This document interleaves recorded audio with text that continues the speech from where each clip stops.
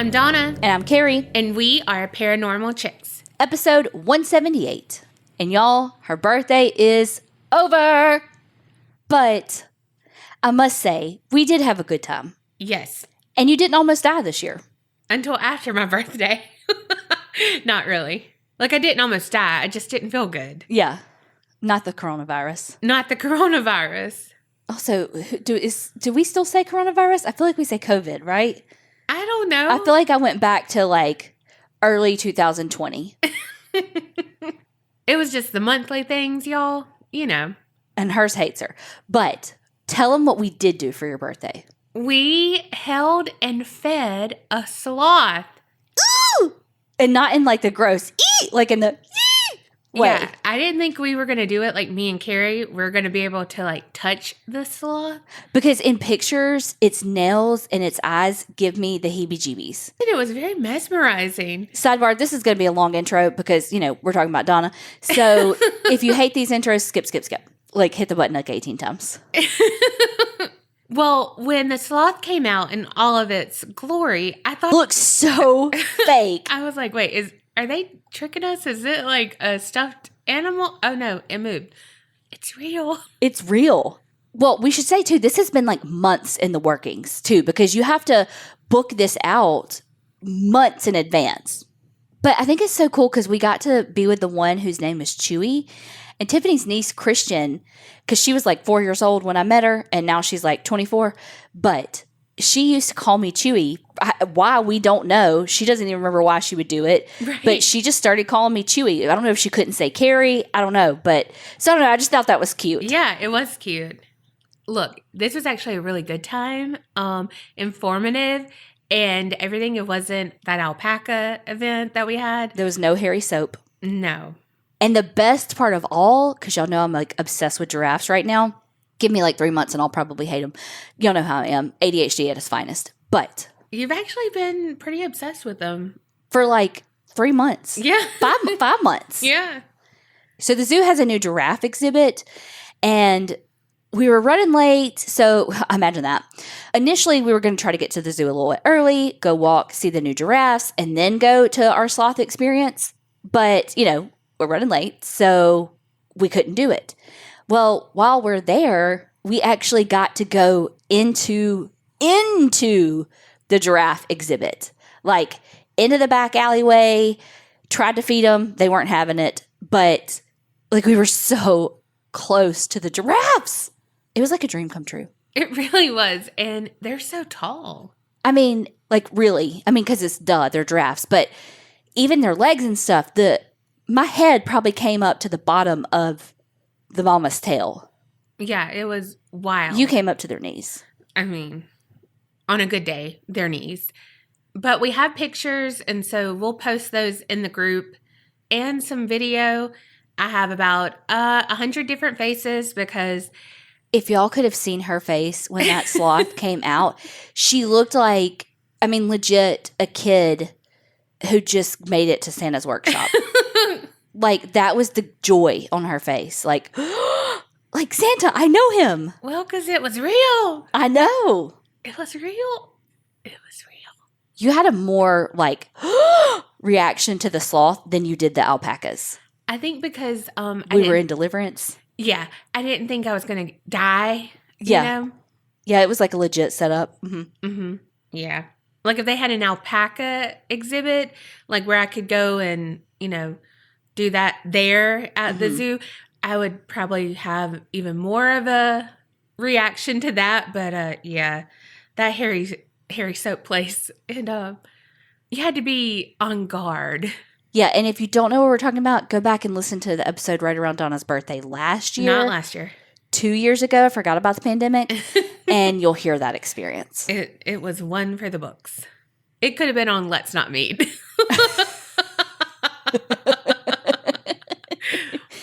You know, like I just picture like the husband that was in the garage watching this creepily. Yes. Is that a word? But he was doing that like whittling wood. Yes. You know? I was going to be like, to the man who watched us make the hairy soap, let's not meet again.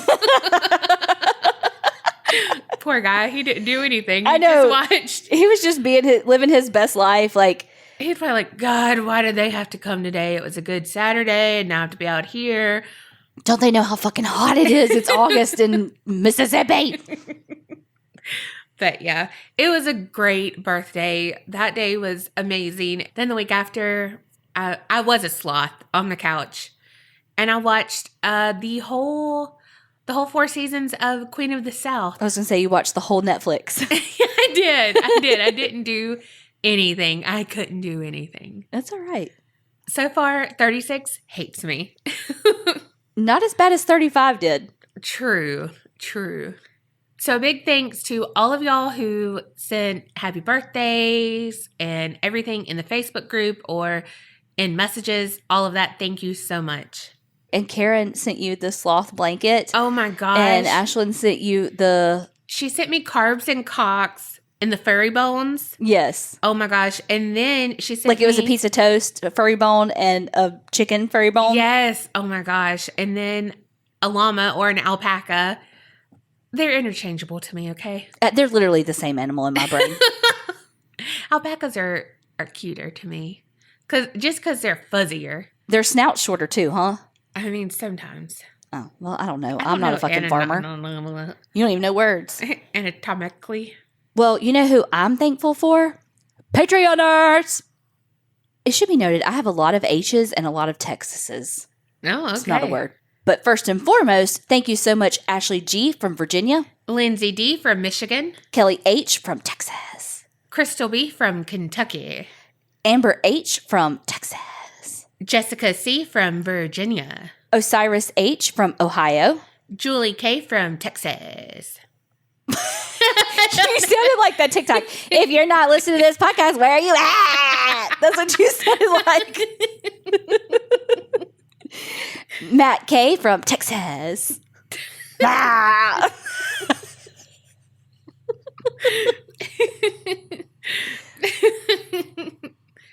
And Cindy S. from New York, more specifically, Long Island. Thank you all so much for signing up for Patreon, especially in the month of August, which is the best month of the whole year, besides October, and then, I guess, April. Anyway. Oy vey. Way to make it about you. I included you third. Anyway, thank y'all so much. We hope you are enjoying all of the bonus content. And if you want an episode shout out just like these Patreoners, head on over to patreon.com/theapc podcast. Okay, so my story this week, I don't even know how I found it. All I know is I had a screenshot of a Wikipedia page in my screenshots for the podcast, but I have no idea how I went down that rabbit hole. But we're going to talk about 3 best friends that began the Church of Wells. Okay. Sean Morris and Ryan Ringnold met, it's like Ringnald. I think I'm saying it right, but here we are. So Sean and Ryan met circa like 2004-ish while they were attending Baylor University in Texas. A lot of Texas. I know, we're surrounded by it. It's like it's a really big state or something. I wonder if they all know each other. That's some shit your mama would say. For sure. Also, this is really recent. Oh, very. So they were both going to Baylor, like I said. And it tends to be more of a religious university. You know, a lot of people go there for like theology and Bible stuff, you know. So they were no different. Sean majored in religion, and he wasn't particularly interested in traditional extracurriculars, as Sonia Smith like mentioned in her article. I don't know, I just like the way she said that, like traditional extracurriculars. For his pastime, what he decided to do was like stand on a milk crate in front of all these people going to Baylor and preach to them like fire and brimstone type things. Now, not just that whole stand on a milk carton and preach, he was very aggressive in that he would confront people and be like, your faith is wrong and you're doing all this wrong. You know, it was very aggressive. And students said that it was almost like, okay, if he asked you, are you a Christian? And you were like, yeah. He's like, no, you're not. because you didn't do it his way. Like, it was very what he thought of how Christianity should be. It was his way or no way. Sean ended up having a girlfriend, and they dated for about 2 years, like sophomore to senior year kind of thing. And Sean truly believed that this was the girl that he was supposed to marry. Like, God spoke to him, and this is the one. Throughout their relationship, he started alienating her from her family and just taking more and more control over her, to the point where he eventually stopped working and she continued to work and had to pay for everything because God wanted him to just basically go out there and stand on a milk carton and preach. Wow.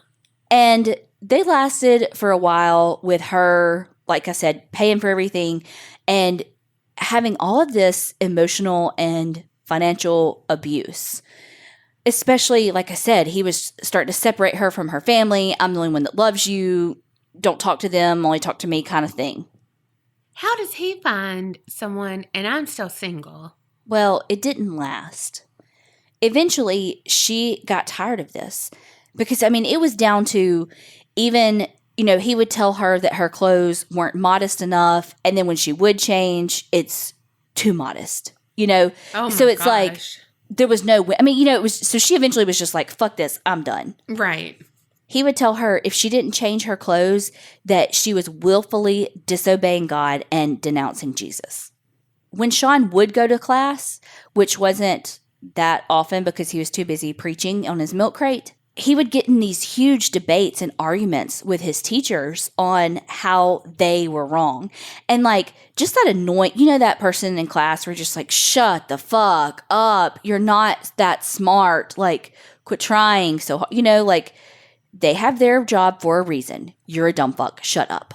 Yes. And even if he had good points, it's just like, okay. And it's lost in the delivery. And it's the 745th time that he's interrupted the class. And so you're just like, nobody gives a fuck about your opinion. Like, he just seemed like one of those people that he just felt like everyone needs to know his opinion because it's so great in his eyes. Right. I'm paying for education from them, not your opinion. Exactly. I can get that for free when you're standing on your milk crate. Precisely. In February of 2008, they had just gotten back from a trip to Nigeria to visit his parents. So they had been together for like 20 months at this point. And they had just kissed for the first time. Wow. When they got back, even though he had already bought like an engagement ring and everything, she was like, I'm out. Like, this is too manipulative. This is not for me. I'm not happy. Like, I've got to move on. Good for her. And when she broke up with him, he, of course, flipped his fucking lid and was like, you're disobeying the Lord. Because in his brain, God had told him that they're going to get married. So she's disobeying God by breaking up with him. Well, after this breakup, it's almost like something flipped in Sean's brain because he had to come up with a way to cope with what he thought was God's will versus how something actually unfolded. And so it was almost like he decided, okay, God can change his mind. And so everything that didn't go the way he wanted to, or, if he predicted something or anything, well, God changed his mind. Okay. And it was after this relationship ended that Sean, Ryan Ringnold, and Jacob Gardner would develop this tight bond. So Ryan and Sean had met Jacob at this church in Waco, but not like Branch Davidian's church in Waco. It's like the Antioch or something church. And they formed a friendship super fast. It was like when three people who have all the same like bizarre beliefs and they just fucking find each other like a fucking fly to a flame. Yeah. It was like they just flocked to one another. Well, a little bit about Ryan Ringnold. So his time at Baylor was very different than Sean's. He was in a fraternity. He played tennis. He majored in speech and communications. Like, he had the nickname Ringo. Like, he was like a fun-loving guy, I hate you right now. Because he had a nickname, he was completely different. Exactly. I hate you so much right now. Well, he had started kind of going on what he deemed to be like the bad path. I mean, he started dipping tobacco, had all these different CDs, started having some debt from, yes, I said he had a lot of CDs. Yes, I see your face. Okay. He had started with a little bit of an online gambling addiction and started having some debts from that. And that's when he was like, okay, hold up. I got to give myself over to the Lord. Not my words, theirs. So that's kind of when he flipped his script and him and Sean came together. They graduated from Baylor in 2008, and that's when their interest in religion and all even grew more. Together, they would just preach on the streets. And after a couple of years, they actually had some followers. And they started this little church in Arlington, Texas. But Arlington being bigger, they weren't able to afford things. And so in 2012, that's when they moved to this little tiny town kind of close to Lufkin, Texas, called Wells. And this town only has like a population of like 800. It's a very small town. So that's when they went from being like the Church of Arlington to the Church of Wells. And I'm not sure that was the exact title of the Arlington thing, but close enough. I listened to this podcast called Cultish. And they had a guy, well, they did like a 2-part series on the Church of Wells. And they had a guy on there by the name of Matt Meyer. And just like a little bit of what he said on that podcast, and you can find some of his videos on YouTube about like his interactions with the church. He just has a lot of information that he's gathered from past members and all of that. But basically, from what he said, too, there's a lot of misinformation out there about the Church of Wells. I think that the biggest takeaway right now is that the Church of Wells is still in existence. Okay. This is a story all about how this, I'm going to call it a cult. Okay. And it's still in existence. Wow. And it causes some problems, I feel like, for the community of Wells, because when you Google it, it's like there's a cult here, beware, be careful, there's a cult here, but I also feel like there's a lot of conspiracy that surrounds even the town, and we'll talk a little bit about that. But basically, the Church of Wells is a revivalist approach to Christianity.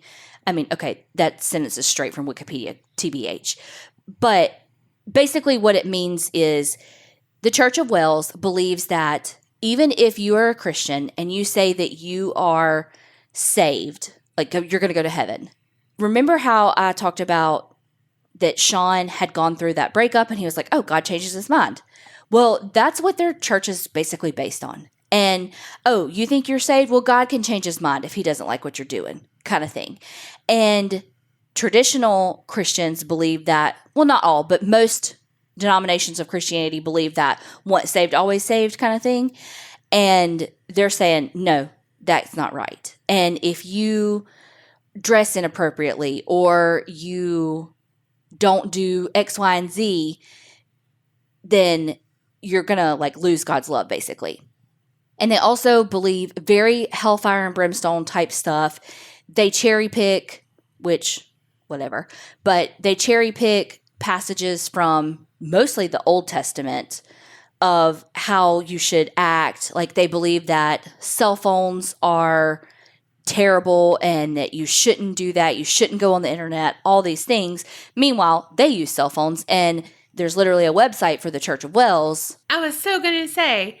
It's very like Amish meet Scientologists, where it's like how the Amish are like, no phones. Yeah, you can actually have one in your barn. And actually, if you need one, you can borrow one from the English, air quotes around that, because anybody that's not Amish is called the English. And so it's like, it's like that. It's like, you can't do it, but if somebody else has one, you can borrow it. Right. But then also very Scientologist in the don't read anything on the internet. The internet says that we're bad. We're not bad. See, we love you. Your parents are wrong. The world's wrong. We're not bad. We're great. Mm-hmm. Everything you read about us isn't true. They're just trying to keep you away from the truth. Right. Well, and they could say about their website, well, we have a website to get more people who are... Because we need to teach them the truth. Mm-hmm.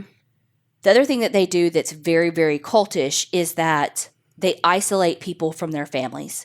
So there is a passage in Luke 14:26 that basically says, if man comes to me being God, and you don't hate your father, mother, wife, children, and brethren and sisters, and your own life, you can't be my disciple. Like literally that's what it says.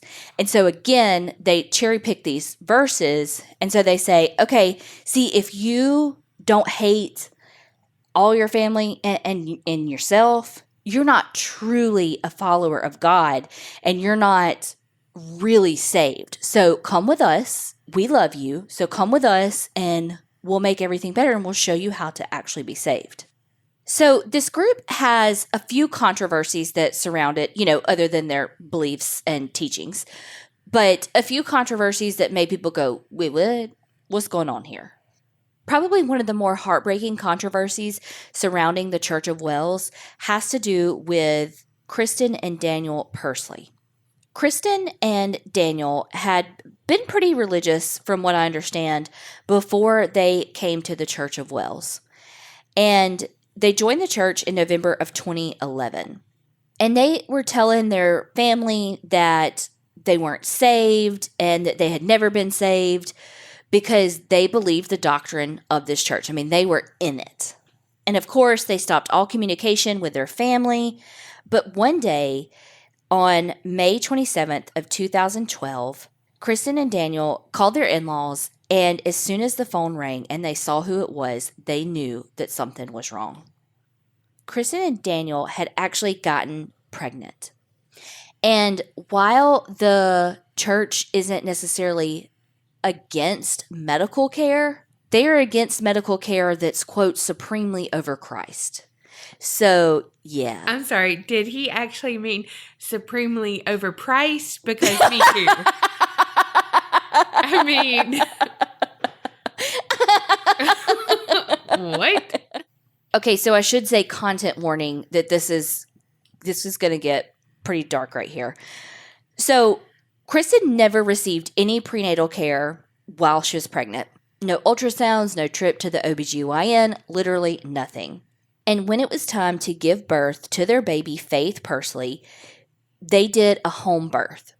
Which, okay, fine, you didn't go to a hospital, cool, you can do home births, that happens all the time. It's literally what people have done for centuries and centuries and centuries, right? But they usually have the help of like a doula, a midwife, somebody with some sort of experience. Well, they did not. So Faith was born inside their apartment, and after she was born, she just would not take to the breast. Like, she would not nurse. Don't give me that look. That's how you say it, Donna.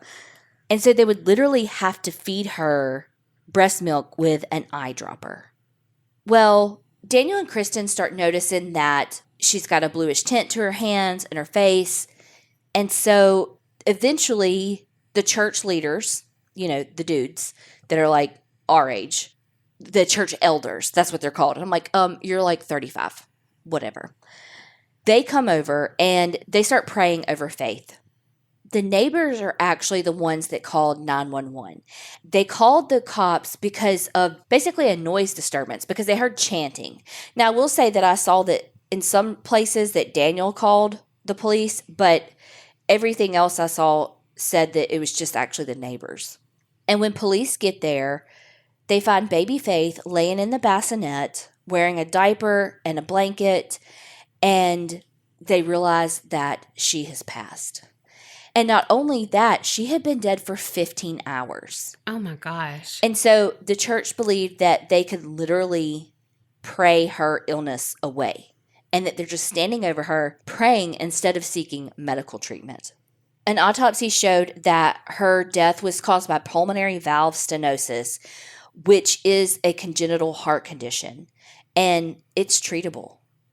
And that in the time from her birth to her death, she had lost 2 pounds. Oh my which gosh. is a fuck ton for a baby. Yeah. Like, they always lose a few ounces from the time they're born to, their first appointment, like a week later, or however it is. They always lose some, but fucking 2 pounds. And from what I can find, there have been no charges ever filed. And I don't understand. That's at least negligence. Yes, exactly. And I mean, like, nothing ever happened to them. And they have other children. And the church is like, we've seen a lot of miracles happen. And Sean Morris says, we weren't being foolish. We want God to be glorified. God just changed his mind, Kerri. Exactly. And at the time, they had like 3 other kids under the age of 5. And so it's like, this is what's so hard about this story. Because the whole time you want to swoop in and stop things. But at what point do you say freedom of religion versus impeding on someone's rights? Now, with that, I feel like that's clear cut. Their decision resulted in that baby's death. But then again, on the flip side, if someone is Jehovah's Witness and they don't want their child to receive blood products and that child has leukemia and they die, that's their religious beliefs. So, it's like, at what point do you say, no, we have to step in because this is a child versus it, like I said, impeding on or encroaching on their religious beliefs, and so that is what is so hard about this story, because there's so many situations that come up, and I've got a couple more little stories like that. And then it's like, no, like, stop that. They're a cult. Like, how can authorities not swoop in and say, no, this is wrong? But usually they're adults and it's their fucking religious freedom. Well, honestly, how would they even have a birth certificate or anything for faith? Yeah, I don't know. Because you would just send off for it. Okay. Yeah, I mean, you could do a home birth and then send off for it. It doesn't. But it would have to be with people there, right? No. People have home births all the time and get birth certificates. Yeah, but with a doula? Yeah, but no. Oh, I don't know anything about this. Yeah, but you can still get one. You just, I don't know what you do. I don't know how you do it. But, I mean, think about people from 1912 that have a birth certificate. Well, yeah. You know what I mean? But people have home births that their granddaughter is the doula and their other granddaughters have, you know what I mean? I don't know why I said granddaughter, but somebody in the family is the thing and it's not like a hired thing. I don't know exactly how it works, but they would be able to get a birth certificate, I feel like. I don't know. Y'all tell us, because what the fuck do we know? But again, that is one of those cases where it's like, how do you protect these children and still make sure that you are allowing them to have their religious freedom? So remember how I told you I listened to that podcast, Cultish, and it had that Meyer guy on it? Yeah. Okay. So he actually lives next door to the cult. Oh, okay. And that wasn't intentional. Basically what he said, and you should go listen to this interview because it's like an hour-long interview with him and it's really fascinating. But so basically he had a friend from college. They're very religious. And he had a friend from college that joined the cult. And she went from sending him these emails like, oh my God, blah, blah, blah, I'm going to move here. I found this new church, blah, blah, blah, blah. To all of a sudden her emails started changing like, I was never saved and y'all aren't. And, all these teachings from the church, aka cult, that he was like, that's weird. That's not like her. Well, then he got another message from her being like, hey, I'm getting married. And so he just happened to be in the area traveling in an RV with him and his, I think at the time, like 6 kids, because he's got like 9 now. And he just happened to be in the area. So he and his wife and the kids went to the wedding. And he said it was really bizarre. Basically, as soon as they got out of their RV, they split him and his wife up. Like she had to go with the women and the kids, and he stayed with the men. And that the ceremony for the wedding was very bizarre. It was 2-hour sermon on like everybody's going to hell, you're not really saved kind of thing. And that at one point when they prayed, everybody's eyes were closed and he just stood up and walked to the bride to be like, God sent me here for a reason. Like, this is not right. Like, we need to go. And she ended up going back with him to the back of the church. Like, she was about to leave with him. And she asked him to say, like, one more time, what'd you tell me? And he was like, God led me here to be here right now. Like, you need to get out of here. And then all of a sudden, like, people were kind of starting to look. And then she kind of panicked and just recited some more of the propaganda she had been brainwashed into. And so he and his wife left without her. And that was kind of the start of his battle with the church. And according to his wife, when she was in the area with the women and kids, they used corporal punishment with the kids. They used switch, and they called it switching. And when the kid did something bad, they would hit the kids with the switches. And she said it was just so bizarre because the kids wouldn't even cry. Like, they would beat these kids with these switches, and then, like, the kid would just be quiet. And it's like, what kid? I mean, I know you don't know this because you never got spanked, but, like, what kid doesn't cry when they get spanked, you know? And so it was like, I just was thinking, is it because they're so, like, desensitized to it and it doesn't hurt any? I mean, of course it hurts, but you know what I mean? Or is it that they got the shit beat out of them because they cried? Right. And it's like, oh, God, no matter how bad this hurts, I can't cry because I'm going to get in more trouble. Mm-hmm. Now, again, that's like fifth party information because he's on this podcast and he's saying what his wife said. You know, this is not, I saw that in no other article. It was just what he had said on that podcast. But basically, they ended up moving to Wells, and the church built their building like right next door to him. And so there are videos online of his interactions with the church where they're coming on his property and they're spouting all this propaganda to him. And he's like, dude, you need to get off my property. Like, you know, I don't want any part of this. Like, stop talking to me. Like, you need to get off the property. And they end up having to call the sheriff and stuff because he can't get them to leave. There was this girl, Catherine Grove, who in like July 2013 joined the cult. Her parents were so distraught by this, they actually borrowed somebody's RV and just like moved to Wells. And they lived there for a few months trying to be able to see their daughter, meet with her, just like have a conversation with her. And I feel like just like in Scientology, you have to cut, like I said, you have to cut ties with your family members who aren't in this cult. Just like Scientology, you have to cut ties with family members and people who aren't Scientologists. Well, long story short, apparently Catherine had tried to escape from the cult 4 different times. And every time when the sheriffs would pick her up, she would just say, take me back. And that's why some people think that maybe the sheriff's department is like in on it with this cult, because it wasn't until one day when Catherine escaped and she actually crossed over into Angelina County that she actually got away. And so they're like, that's sketch, that when it was finally a different sheriff's department that helped her, you know, she actually got away versus this other sheriff's department taking her back every time. However, she's an adult. And if she's asking to go back, you got to take her. You can't be like, well, see, you're in a cult, so no, we're not going to take you back, you know? But what if they're lying and she never asked to go back? Well, that's what people are saying. Yeah. But, I mean, who knows? But I feel like this is like the only thing that I could find. And again, there's so much conspiracy and all of that surrounded by this cult, and it's not that big of a cult. Like, it's not like it's 200,000 members. It's like 90 members, you know? When Catherine left the cult, she just randomly reached out to her dad and said, I need you in Wells. They're only 4 hours away at this point, so they fucking book it over to Wells to try to help her. She's found walking down the road wearing this turtleneck and a long black skirt, and she's carrying her purse.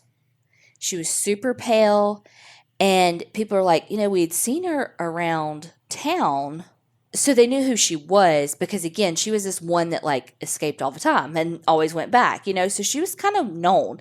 Plus, again, Wells is a very small town, and, I mean, you know the cult, you know? Well, once she crossed into Angelina County, she stopped somebody and asked them to use their cell phone so that she could call 911. And, you know, they said that it was almost like she didn't know how to interact with people and the world. And she told the 911 operator that she needed someone to pick her up. And this time, she didn't say that she wanted to go back. She never mentioned it. But she was hesitant to call her parents, which I don't know why. She had already messaged them saying, I need you to come here. So I don't know why she was so hesitant. But it was almost like she was scared of what would happen. But the sheriff just told her, like, look, but he's like, a father's love, it's hard to explain. Like, you're still his little girl. Nothing's going to change that. And she's like, okay. Just like, keep telling me that kind of thing, so that she had the courage to do this. Well, when her dad gets there, and as the sheriff is leading her to her dad's car, she starts smiling. And he's like, this is the first time I've seen her smile, like, ever. And he comments on that, like, it's so good to see you smile kind of thing. And when he does, her smile immediately goes away. And she looks at him and says, I wish I could help you, but I can't. You're demon-possessed. Your daughter's demon-possessed, and you'll never know God. The fuck? Yeah, it was like as soon as he made a comment on her appearance, it was like she reverted back to that cult mentality. And of course, you know, people reached out to the cult to say, like, what do you think happened? And why'd she leave? And just like Scientology does with anytime they have a parishioner leave, you know, they say that she left with a bitterness in her heart for the Lord. And it's like, of course, put the blame on her and something's wrong with her. Why she left, it doesn't have anything to do with the church and their beliefs. It's because something's wrong with her. Which, I mean, that's just classic cult move. You have to put the blame so that you can do damage control with the members that you still have so that they don't get the idea to leave. If they're like, well, what's so bad that Catherine's leaving? Well, it's because she's damaged. The Church of Wells has had some trespassing stuff against them where they've gone up to schools to try to do preaching stuff where they've like, no, you can't do this. And, you know, they've got some trespassing things against them. In April of 2014, Sean Morris and this parishioner member, whatever, by the name of Taylor Clifton, they went to the homecoming parade for Wells. And while they were there, they were doing their preaching, and they were literally screaming at the people in the parade and the people there. But, you know, especially this is a homecoming parade for the kids. Like, picture like the band and the cheerleaders and the dancers and the blah, blah, blah, blah, blah. And they're screaming at them how they're going to hell and only God loves them and all of this. And so some of the parents just had enough. And the dads were like, leave my kids the fucking alone. And they started beating them up. Like, don't hit anybody. That's not cool. But they started beating up Taylor and Sean. And Sean and Taylor never fought back. And they ended up not pressing charges on the parents that hurt them.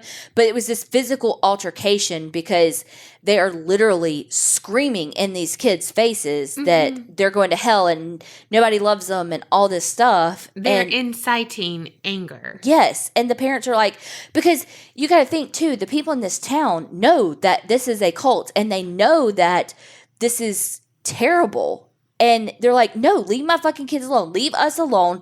You go do you in your area, but you leave us the fuck alone. And they just had a fuck enough of it. Again, we're not condoning violence. Like, but they just got to that point of rage where they just couldn't hold it back. Then, this one kind of makes me giggle a little bit. Then in June of 2015, 6 members of the Church of Wells went to Lakewood Church in Houston. Oh, goodness. Which, if you don't know, is Joel Osteen's church, who is that mega preacher that you see on TV that sells all the books that looks like if Haley Joel Osment and Screech had a baby. Doesn't he? Does his face look like Haley Joel Osment to me? I think it's Osment. Oh, what is it? What'd I say? Osmond. Oh. I think. Something like that. Yeah, it's not Osmond. I don't know what I was saying. But it's not that. But look, didn't his face just look like really it's the eyes? Anyway. He's like the smiling preacher, or the happy preacher. Yeah, he's basically the life coach. Mm-hmm. So they go to this church. But it's in the old Rockets Stadium. Yeah. Yeah, this was a literal basketball stadium that when the Rockets moved to the Toyota Center, he like bought it and made it this Fort God. And it's fucking huge. Look, when I lived in Houston, I was like, I got to go one time. Like, I got to see what this is all about. Took us 2 hours to get out of the parking lot when the service was over. There was like smoke and lights, and it ain't my thing. It ain't my thing. So anyway, so they go to Lakewood Church, and they just like stand up and are screaming in the middle of this service, like, again, all their propaganda shit. And so they get arrested for like a disturbing the peace during this church service. I just thought it was comical, though, that, Joel Osteen has some controversies surrounding him too, because, again, Lakewood is this huge church that makes so much fucking money. And he's got this massive house and private planes. Yes. Very Jim and Tammy Faye Baker. And when Houston was flooding from a natural disaster, refused to open the doors of the church for like refugees, basically, of the floods. And so they got a lot of backlash because you're this church in the community and you are getting like a tax exempt status because you're supposed to be helping the community. And when the community needs you the most, you literally lock the doors and like, sorry. I mean, we may have 750,000 million square feet of church that we could house these people, but yeah, we're not going to do that. Sorry, that's just near and dear to my heart because I love Houston so much. And that made me so mad. Anyway, so it's just comical. These cult members going in screaming at this other controversial pastor. Yeah. It's just like, damn. You know that part, gosh, is it, you're going to be like, really, these two? But is it Dude, Where's My Car, or The Hangover when it's like, no, it's The Hangover. It's like, but did you die? Yeah. I just picture them, but you're not saved. But you're not saved. Like, but he changed his mind. Yeah. But he changed his mind. Yes. Like every time Joel is like, he accepts everyone and he will never, but he changed his mind. Yes. He can change his mind. Like everything. And be like, oh my God, get these motherfuckers out of here.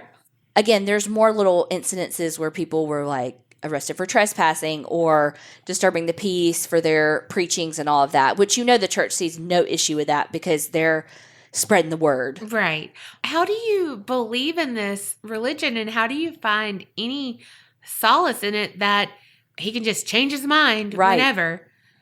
Because it doesn't matter if you follow it and you are in that teeny tiny area that they're giving you to walk, Yep. Whatever, he can just change his mind. It doesn't matter if you're doing everything right. If you're saying he can just change his mind anytime ever, he can literally just change his mind anytime ever. Hey, can he change his mind? He can just change his mind. I was just wondering because I didn't understand it the first 743 times you said it. Well, I'm just saying, but how is that something that someone says, hey, you know what? I want to be a part of this that I am going to literally have to not literally, but figuratively have to walk on eggshells my entire existence. Yeah. So I have one more little story that I want to tell. So there was a guy named Jordan Reichenberger, and he himself was quite religious and had gone to downtown Austin Halloween of 2016 because he was going to Austin to preach the gospel. And I'm sure chose Halloween because, the things. Well, his family all of a sudden couldn't reach him. And they were like, oh my God, did he get carjacked? Like, did something happen to him? Freaking out because they couldn't reach him. Well, then he texts his family, I don't think it's my time to leave yet, like talking about leaving the area. And then he texts some friends and he said, do not fear for me, my friend. I have decided to follow Jesus and forsake all. Please forgive any pain or grief I have caused you. Well, this is what had happened. He was up there preaching, to all the people who were having fun on Halloween. When some of the members of the Church of Wells came up to him and said, started asking him questions and were like, hey, oh, you know what? We're leaders from the Church of, or elders, whatever, from the Church of Wells. You want some water? Gave him some water. Like, hey, here's what we think. Tell us what you think. Cool. You want to come to our church with us for a little while, hang out, yada, yada, yada. Well, as soon as he gets in the car with them, they start like pelting him with like, this is our belief and da-da-da-da-da, question him. And, it's just like over and over and over again. It's like drilling it into him. And so he ends up being at the church for like 5 days. When he gets there, he gets out of the van and they like take his clothes from him, giving him different clothes.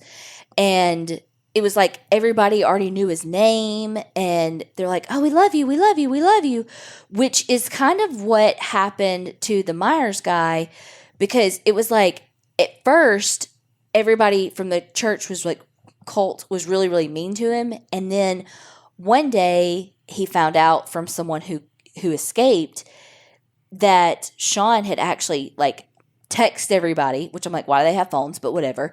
Text everybody and was like, actually, let's be nice to him. And so now they were like, we love you, we love you. And they're like also nice. Much like this. It's like they're overboard with it. So he's gone for, like I said, like 5 days. And his family finally like pings his phone and figures out where he is. Like, find my iPhone something. Figure out where he is. And they look up Wells. And they see all this stuff on the internet, like, there's a fucking cult here. Look out, there's a cult here. And his family's like, fuck this, we're going to get him. When they get to the Church of Wells to get Jordan back, they have to speak to the elders before they'll give his family permission to talk to him. Oh, hell no. Exactly. Well, what do you do, though? You can't just, like, break in because then you're trespassing and he's an adult, right? So they, like, tat the elders to be like, okay, but can we see him? And at first, they wouldn't let the family talk to him without someone from the cult being present. Very Scientology of them. I said what I said. We're about to get doxxed. But I said what I said. For some reason, though, they finally agreed to let Jordan go eat lunch with his family. So once they got Jordan, like, in the car, it was like, see ya, and, like, never fucking came back. When they get him home, though, his mom notices, like, something's off, man. Like, something's real weird. And so she actually gets a drug screen done. I was about to say, do a talk screen. Something's in the water.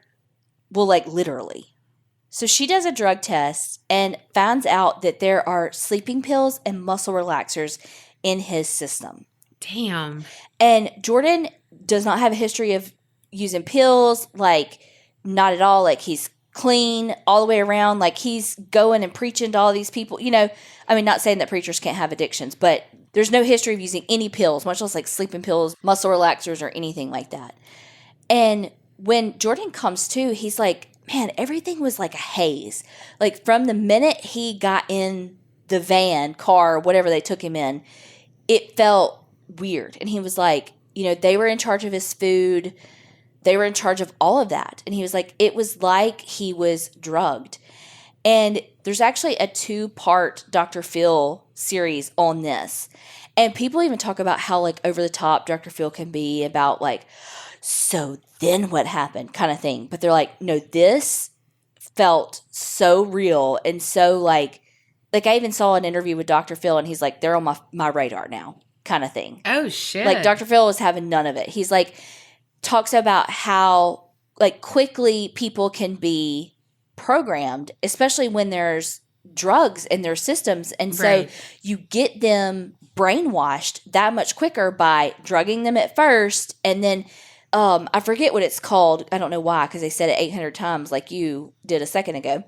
But basically, they just bombard them with this doctrine when they're fucked up on drugs, and then keep bombarding them as they get off the drugs. And it's like, then boom, they're brainwashed. There's some other people that have left the church that they say they felt like they were drugged. There's some other stuff saying there's, like, these sheds that the members live in that basically they're starving them, like, AKA they're fasting kind of thing. But there's not a lot of information still out there because this is still an active cult. Right. And I know. And so there's not a lot of information, and there's not going to be until people start leaving the cult. And it's not that big of a cult to where it's like, okay, it's a Waco. It's a, something like that. Or the Branch Davidians. I guess I shouldn't say Waco because it's not. But it's not, they're not fucking Branch Davidians. They're not Heaven's Gates. Like, they're, Yet. Right. it's something to be watching. I mean, it's really scary. And again, it's one of those things where, and I just kind of glossed over like Catherine's story because there's way more to it. Again, she tried to escape like 4 times, but every single time she had to go back. But again, it's where do you draw the line of they're an adult and they can make their own decisions and religious freedoms versus, no, we have to protect people. And that, know. And that's what's so hard about this story because we are set up for religious freedoms and all of that, but it's like, man, how do you keep people safe though? Especially a poor innocent baby that, I mean, never stood a chance because the minute that she wasn't eating, she should have been taken in for care and she wasn't. She was fed through a freaking dropper. I mean, she's not a kitten. Right. Yeah. I don't know. Right? But there was it's just the way that they teach and the way that they isolate people and all of that. It's just very interesting to see how it lines up with every other cult we know about and Scientology. And with the like shunning of people and all of that too and all of that, it's very Amish too. Yeah. I wonder if 2020 made their followers grow. Like with everything happening with the pandemic and stuff, if it made people think he could change his mind or like Jesus could. There you go. I had to give it one more time. Yeah. But you know what I mean? Like with everything up in the air and like all of this uneasiness and just with everything, like when people... They're searching for answers for stuff. Yeah. Well, I would hope not because this cult gives me fucking anxiety. Me too. It's like you never know where you stand. I need to know where I stand. Yes. This would not be one that I would sign up for. Hell no. I would not fall for this one. No. And there's like footage of, I think it's Sean talking about this wife who was physically abused by her husband and that she deserved it. And so there's, hell no. Yeah, they are awful. Awful. But until they do something illegal that we can prove, there's no shutting it down. And even then, there's not necessarily anything shutting down the cult. Right. But I mean, look at Warren Jeffs with the FLDS. He's in fucking prison right now, and he's still running it from fucking prison. Mm-hmm. So it's like, and I don't know why I said prison so weird, but so it's like, even if they catch them in something where they could put, let's say, Sean Morris in jail, would it end the cult? I mean, you have to think of the level of deprogramming that goes into this. I mean, and they say that like you can see some of the members like walking around listening to headphones and stuff. And I'm wondering if just like the Branch Davidians and all and the Jonestown where they just like pipe in this rhetoric over the intercom system kind of thing, if in their headphones they're listening to this over and over and over and over again. Mm-hmm. And so it's like, even if he went to jail, they're so indoctrinated and brainwashed that, I mean, without deprogramming them, would the cult end? Could I be their deprogrammer? Y'all, he changed his mind. Y'all are saved again. Hallelujah. I just had to say it one more time. Okay. Can we do your story now? Okay. So Kerri's story was frustrating and sad. And unfortunately, mine is no different. Oh, shit. Or is it? Dun, dun, dun. Picture it. Salina, Texas, March 13th, 1990. I'm sorry. Texas. Or however I said it. Yeah, I don't know what that was. All right. Olivia and Travis Mabel, along with their 7-year-old son, Aiden, were living their dream on their 13-acre farm known as Footlights Ranch. On this day in March, though, they couldn't find Aiden. And that wasn't like him. Sure, he was a kid and he would explore because, hello, he lived on 13 acres. But he would always respond to his parents. He knew the rules. But this time he didn't. And so his parents knew something wasn't right. And after they searched the property, they unfortunately did discover something was wrong. Aiden had accidentally drowned earlier on the property that day. Oh my God. And that was the moment, life stopped for Olivia and Travis. You know, their beloved son was gone and gone way too soon. But Olivia took the loss harder than Travis did, and that drove a wedge between them. And that's not uncommon. We've seen that lots in parents that have had trauma and such tragedy as they've had. Like a kid goes missing or a kid is murdered or something like that. Absolutely. Right. But we've seen where one parent might get caught up in that loss or in that cause of, I have to search for our child. That's going to be their mission. You know, they're not going to give up, blah, blah, blah. But the other parent tries to do what they think is best and move on. And that's what Travis did. He tried to make the best of what they had together. He wanted them to be happy and live their lives like he thought Aiden would want them to do. As sad as he was knowing that his son was gone forever, but Olivia just could not get past that. She soon distanced herself from everyone. She no longer worked. She no longer hung out with friends or even talked to family. And that wedge that was between her and Travis eventually grew too large for them to even be together anymore. And they divorced in the early part of 1991. Travis was sad, but he was determined to keep living. And so he left the ranch to Olivia and moved to New England. And after a little bit, he remarried. Olivia stayed on the ranch, and the last time she was seen in person was 1991. People would see her walk around the property, and that was it. You know, again, she did not talk to anyone. They would literally just see her out on the land. She became a hermit, a recluse, and somewhat of a legend around town. You know, the spooky lady who lived on the ranch that kids would tell stories about. But everyone just thought she kept to herself and lived off her land. Months went by, years went by, and seriously, 3 years later, on February 27th, 1994, was really the first time anyone ever thought of her again. Around 9:30 at night, there were several 911 calls coming from the Mabel Ranch. Well, all the calls were silent, but the police had to respond anyway. We all know that, especially since there were several in a row. When the police arrived at Olivia's house, they knocked. There was no answer, so they tried to enter the home, but the door had swollen in the heat. You know, it hadn't been opened in what seems like forever, and so it was swollen shut, basically. But they finally were able to get inside, and what they found was it looked like no one had lived there for years. It was dusty.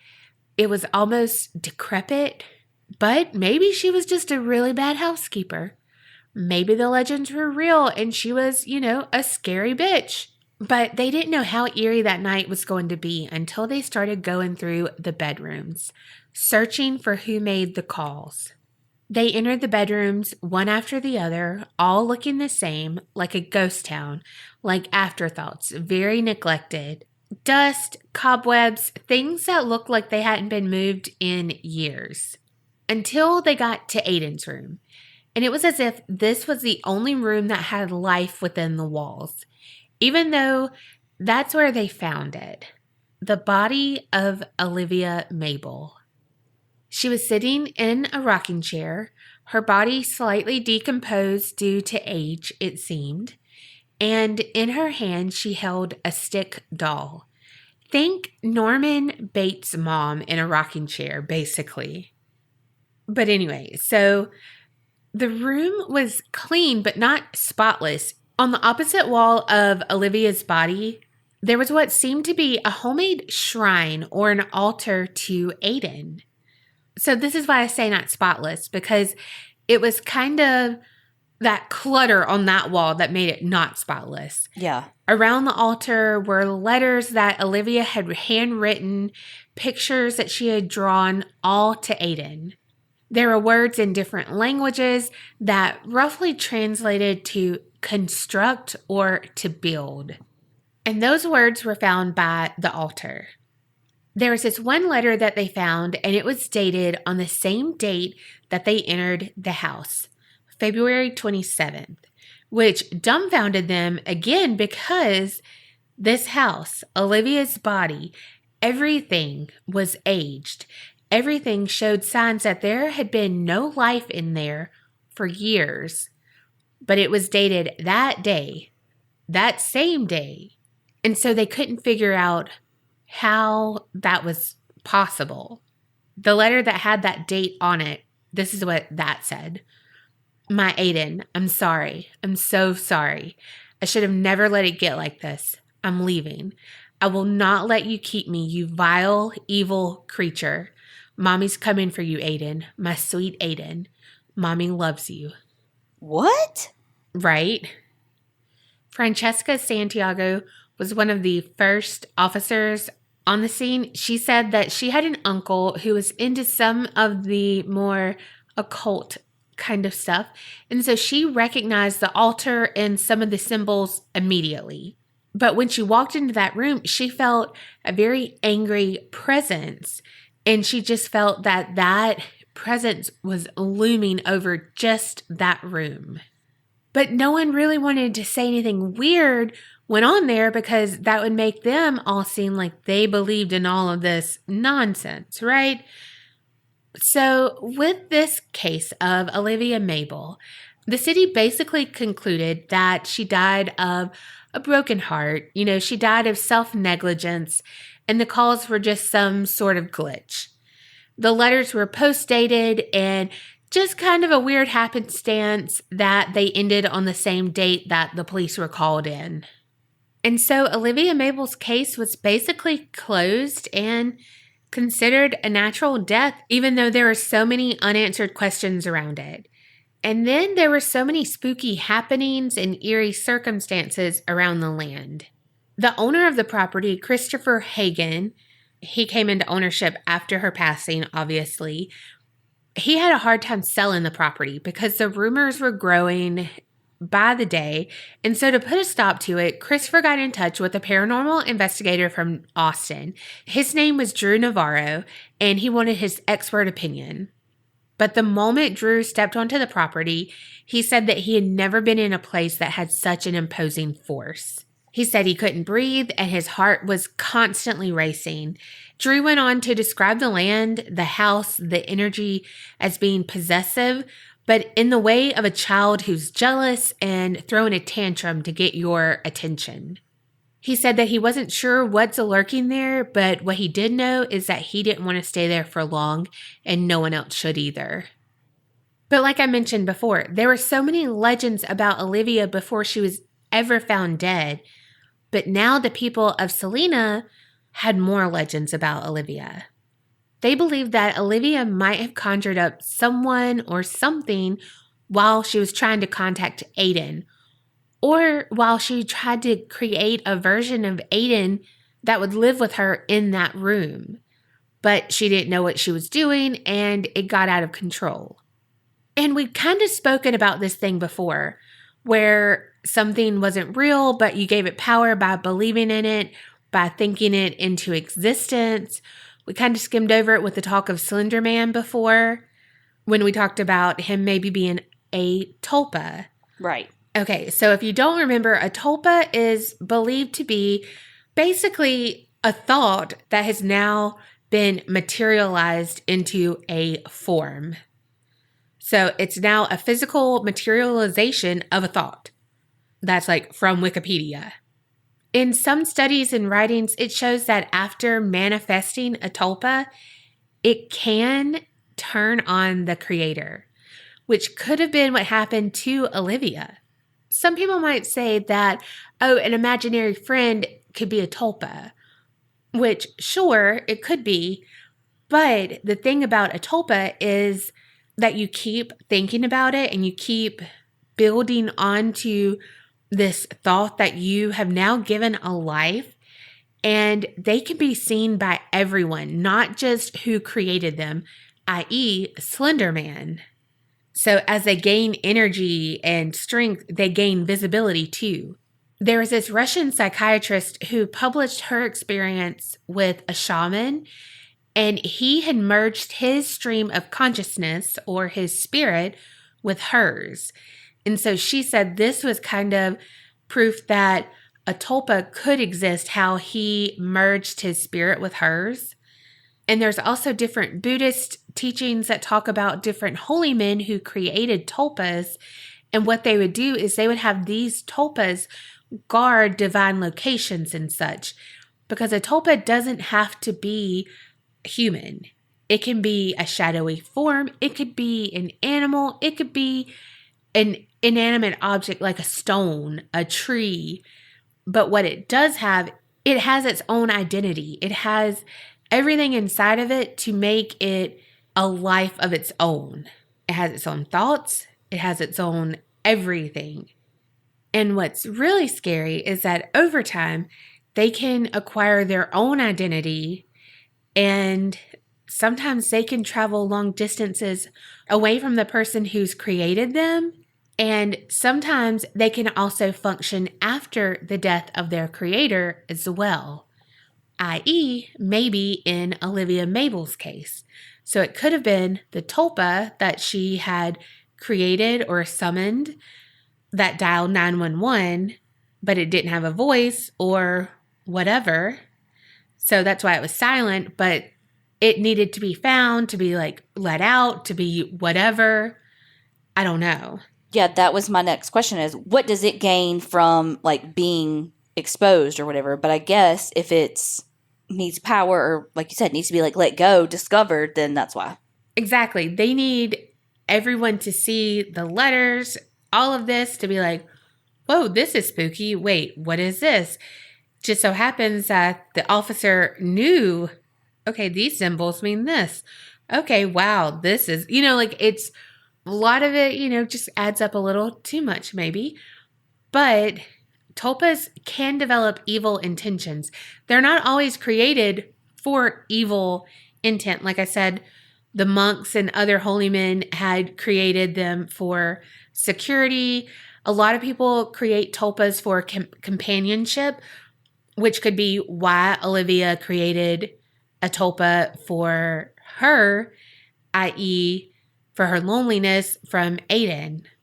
However, like I said, is everything just too neatly done? Because all of it was just like there on the internet, and it's like, holy shit, this is one, how has this not been solved? But also we've had some really weird stuff that's still unsolved today that we went over, and I believe it wholeheartedly. But I found this place called Elf Tree Media, and they had launched a Kickstarter campaign to fund a short film called Thought Form, which is basically what tulpa means. But it's saying it's based on the story of Olivia Mabel. So it wants you to believe that this is a real story. They're creating this short film about this true story. But is it all kind of like a Blair Witch Project and the found footage, and they created this story to try to push their project forward? Mm-hmm. So is it all fake and they're just trying to sell it as a real narrative, but everything's fake? Well, if it looks like a duck, quacks like a duck, it's a duck. So then on that, in doing that, even if it's all fake, if Olivia Mabel, Travis Mabel, and Aiden Mabel never existed, but we're talking about this, we're talking about them, we're talking about tulpas and thought form and all of this. And I mean, tulpas go back to like Tibetan history and, like I said, Buddhist. I give credibility to tulpas. I'm not saying this is a new thing. Right. But if you put like Slender Man, and so I believe Slender Man does have more power because of the thought form and all of us talking about him and all of that, it could give energy and give something to it. So us talking about Olivia Mabel, does that give her energy to exist? Does that give this tulpa that she created energy to exist? Like, does us talking about her, even though it's fake, does that make it real? Even though it's fake and they created this about fake, you know what I mean? It's kind of like Inception, because they created it about a tulpa, about her making something up that, you know what I mean? But then like we're talking about it and we keep talking about it. And so does that give that energy? And so like, where does it stop? Because, you know, like, right, yeah. So are we making that more a reality? Now, the Kickstarter didn't get the funding, and I don't think Thought Form ever was created. But I don't know. It just made me think, you know, The Ring, it scared me, and I wouldn't watch the TV at the point when it showed like the flickering images, because I was so scared that since I watched some of the movie, like the actual movie within the movie, I would only have like whatever days until I would have to find someone else to watch the movie with me, and then they would have so many days, you know, and it's like, this isn't real, Donna, but what if it is? Because, and then if you think about tulpas, like, am I giving it thought form, and am I giving it power to have that power over us? You know what I mean? And so it's so scary that, I don't know, like, you know how we always say, like, we're our own worst enemy? But, like, what if we really are? I mean, maybe. But I also feel like it's almost like that's too simplistic. Like, if that was the case, every monster that a kid was afraid of would come to life. And we'd be fucking living in, like, a Marvel movie. How do you know we're not? Because we're not. Because I don't know. But you get what I'm saying? Yeah. Now, as far as did they exist, I mean, you would have to look at like her decomposition as it relates to like the level of dust everywhere else. Because there's no way she could exist in this house and it have no evidence of someone living there. Like, this is just impossible. So what was her level of decomposition compared to the level of dust and shit everywhere? Right.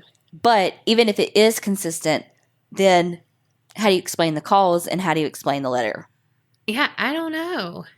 Unless she had something like programmed to call. But I mean, why? Like, what was significant about that date? And it's 1991. Yeah, but my question would be, like, what's the purpose of the date? Or 93, whatever. Like, what is the significance right for that one day? Like, why did that one day have to be when she was found? Right. But if she really did, like, summon something, I mean, she could have done, like, a Ouija board or something to contact Aiden and then let fucking something in. Right. So it may not even be that tulpa business. It may be, no, she really let some shit in that she wasn't supposed to, you know, and it just got out of control. Yeah, I don't think it's real. I think it's kind of like Blair Witch Project, and they were just trying to make it seem real, because I don't know, it was all just neatly packaged. Well, if Donna doesn't believe in something. No, but I believe in a tulpa, 100%. But I think if a tulpa is real, then it takes more than how you were saying, you know, with that movie, like, oh my God, I can't watch this because of the, you know, it takes way more intention, I feel like, than that. Yeah. It's not as much as however, I don't know, because I don't know. I think it has to do more than the energy I was giving it was more of me being afraid, not intention. Like you said, you know, like it wasn't an intentional, like I wasn't trying to manifest that being real. And this is more about manifesting and creating, and not like me freaking out that, oh my gosh, I'm living in a real chain letter, you know, that's going to like cut my hand off if I don't mail this out in 5 days type situation. Yeah. But I believe in manifestation and stuff, so I have to believe in tulpas and that power of when you put your mind and your energy into something, that it can create something. Well, I mean, that's just like someone believing in a vision board, or, you know, I mean, it's a smaller scale, but you believe that like what you're putting out in the universe is what you're going to get back. Right. Also, they mentioned with tulpas like astral projecting and stuff like that. Can you do an episode on that, please? I will. I really will, because I'm super interested in that, and I really want to learn more about it. Not for me to do it, because I don't have the attention span to do it, but even with that, they were saying that tulpas could take over your body, basically, and like you would astral project, and they could, like, you would be astral projecting, but they would be like, basically, you'd be in an Ambien state, and they would be controlling your body, doing whatever they wanted to do, because they have their own identity at this point. And so that's where it can become dangerous. If they want to do something evil, they could kind of become like your evil twin on that point. Maybe all those soap operas had something. I mean, they might have. So y'all let us know, do you believe Olivia Mabel and her family lived? Do you think it's a whole hoax? What do you think about tulpas? Do you want like a more in-depth thing on that? Astral projection. Do y'all want that? Yes, I don't care. I want it. I do too. I have spoken. I want it. Okay. I don't ask for much. Okay. I mean, I ask for a lot of things, but not as it relates to what kind of story you do. That's true. Okay, next time, astral projection. Oh, thanks. See, I would never remember that. Oh, mother humpa. I'm just kidding. Or am I? You got to keep her on her toes. If y'all could see my face. Well, like she said, tell us what y'all think about all the things with her story. Is it or ain't it? I don't know. But what I do know is the Church of Wells is a fucking cult, so stay the fuck away. It is, and it's all located in Texas. What's going on in Texas? Allegedly. I ain't trying to get sued.